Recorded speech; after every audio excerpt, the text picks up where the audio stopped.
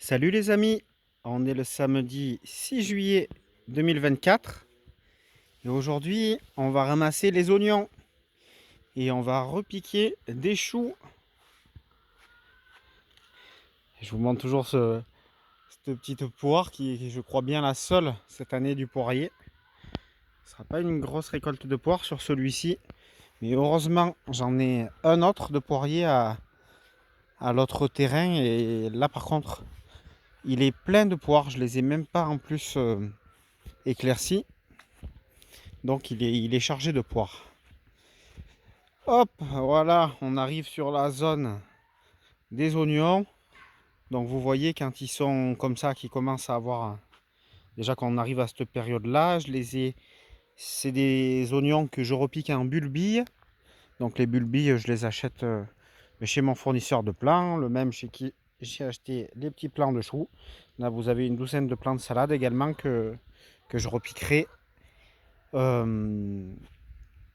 Et du coup, voilà, c'est ça que je disais. Donc, j'achète les oignons qui sont des petites bulbilles, ouais, grosses comme mon ongle, à peu près. Et donc, je les mets ici en début février. Voilà. Et en général, fin juin, début juillet, je peux procéder à la récolte. C'est ce qu'on va faire ensemble aujourd'hui.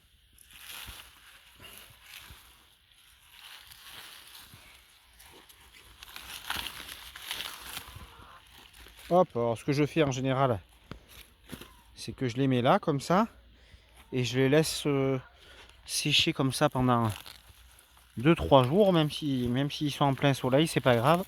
Il vaut mieux qu'ils soient en plein soleil plutôt qu'il pleuve pour le séchage. Et voilà, je les ramasse un par un. Voilà. Ça va vraiment vite, hein, les oignons à ramasser.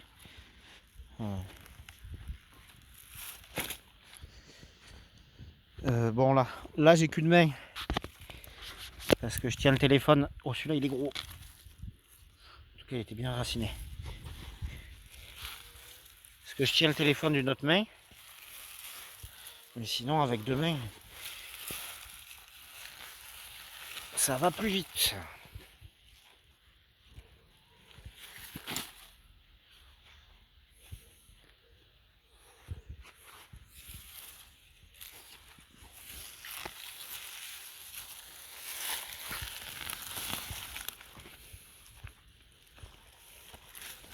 Et là, c'est pas des oignons, c'est les poireaux. Qui, ça y est, j'ai attendu un peu plus pour les repiquer, ceux-là. Parce que, comme vous l'avez vu dans la dernière vidéo, j'ai déjà repiqué une première série de poireaux que j'avais semés un peu plus tôt. Et là, ils arrivent à la bonne taille, les poireaux, pour être repiqués. Donc, je vais le faire également dans la foulée. Je le filmerai pas en vidéo parce qu'on a déjà filmé ça dans la dernière vidéo ou l'avant-dernière. Je ne me rappelle plus exactement. Je crois que c'est la dernière.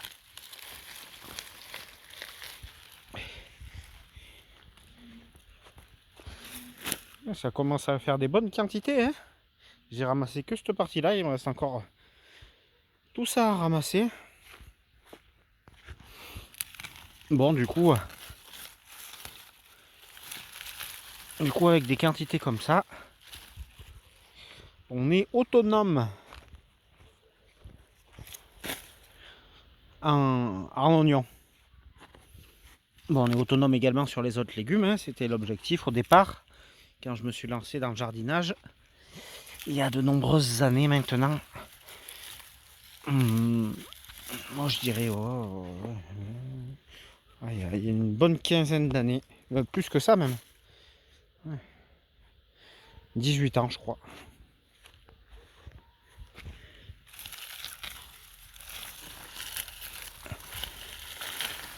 Et on ramasse les oignons.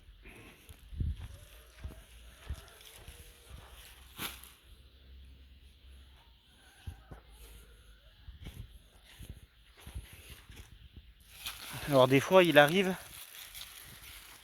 que la partie aérienne de l'oignon soit complètement disparue. Ce qui fait qu'on les voit pas.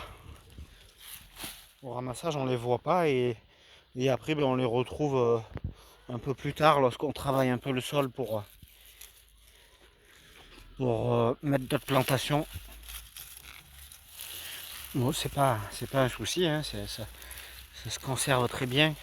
L'oignon, j'arrive à les conserver à la cave plusieurs mois, pratiquement un an. On va dire ils commencent à pourrir. Enfin, du moins, ils pourrissent pas, ils germent, mais après, ils sont plus consommables. Mais on va dire qu'ils sont consommables pratiquement jusqu'à février de l'année suivante, jusqu'au moment où c'est le moment de replanter les petites bulbilles d'oignons pour la saison suivante.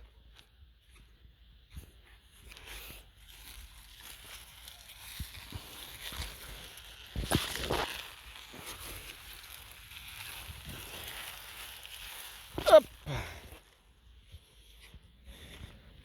Et ce qu'on fait en général, quand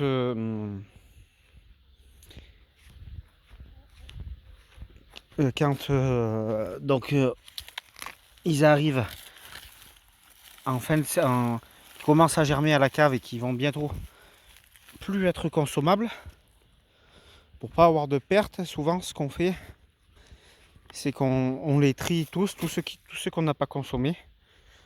On les trie, on les coupe en petits morceaux, on les met dans des sachets congélation. Et du coup, on les congèle et comme ça, ils sont prêts à être consommés. Et du coup, dès qu'on veut en mettre dans une recette, c'est super, super facile. Un peu comme les gens qui achètent des légumes surgelés en magasin. Sauf que là, c'est des légumes surgelés. Des légumes surgelés du potager, quoi.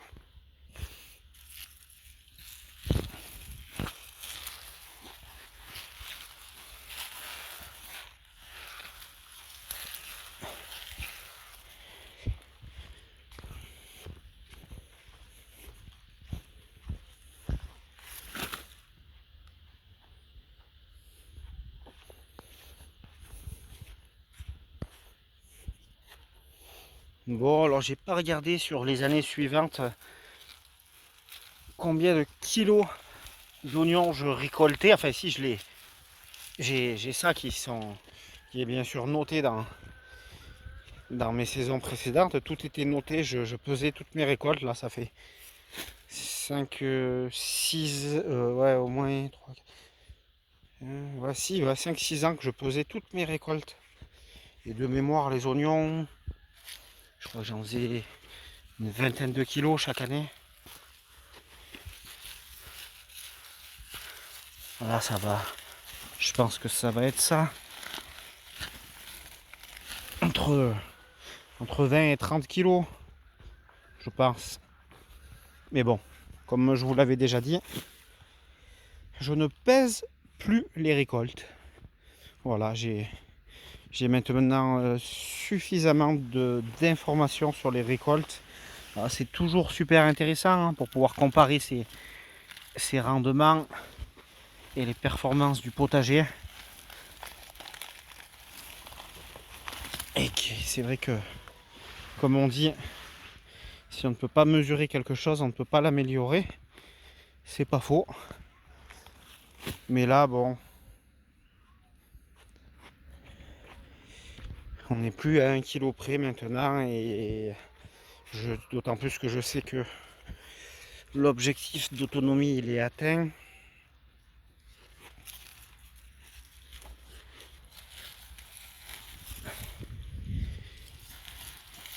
Et donc, comme j'ai moins le temps de m'occuper du potager, même si vous le voyez, je m'en occupe encore. Mais en tout cas, par souci de gain de temps, je ne pèse plus les productions.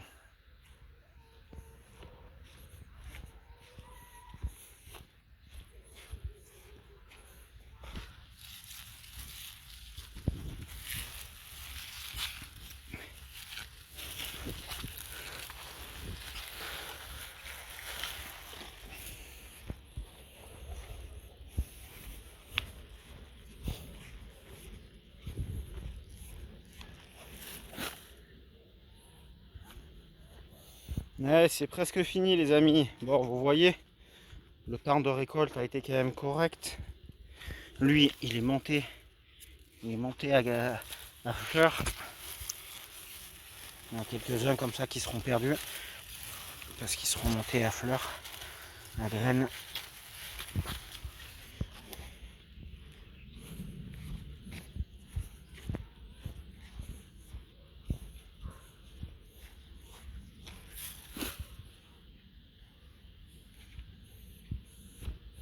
Et voilà, du coup, ça me fera une planche toute prête. Il ne me restera pas beaucoup de travail à faire parce que j'avais fait le désherbage régulièrement.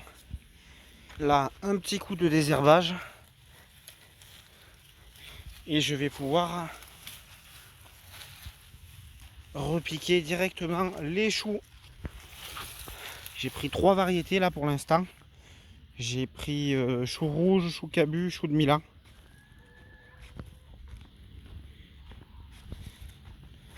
J'ai pas pris de chou-fleur. Voilà la récolte les amis.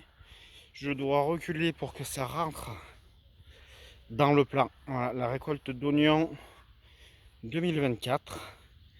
Et puis je vous fais donc rapidement un petit aperçu du potager. Donc là j'ai taillé le figuier parce que bon, il venait vraiment sur toute cette partie là.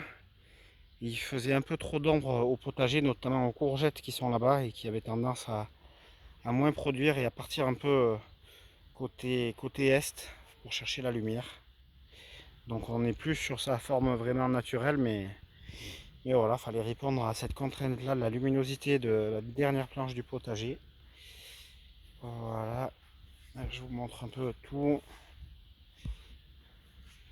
Les courgettes que j'avais semées directement en place, elles sont magnifiques. Et d'ailleurs, je vais pouvoir la récolter celle-là. Elle est largement... D'habitude je les récolte un peu plus petites, mais là je me suis fait un peu prendre. Vous voyez, là elles vont être prêtes à ramasser. Et j'en ai que je vais repiquer. Celles-ci, elles sont montées à graines avant qu'on puisse les consommer. Là, c'est les butternuts que j'avais semés en pleine terre. Que j'ai commencé à pailler, mais que j'ai pas fini de pailler. Là-bas, c'est les poireaux qu'on avait repiqués ensemble la semaine dernière. Là, vous avez la partie fleur que j'aime beaucoup. Et voilà, la dernière planche de pommes de terre, les amis. Je vous montre aussi que les lavandins sont en fleurs et vous voyez, il y a beaucoup de pollinisateurs. Beaucoup. Vous voyez, lui, c'est magnifique. Donc voilà les amis, j'ai pas le temps de vous montrer le repiquage des choux, peut-être dans une prochaine vidéo. Mais en tout cas, ce que je vous avais vu là-bas, je vais les repiquer là dans la foulée. Je vous souhaite un excellent dimanche les amis, et à bientôt pour une prochaine vidéo.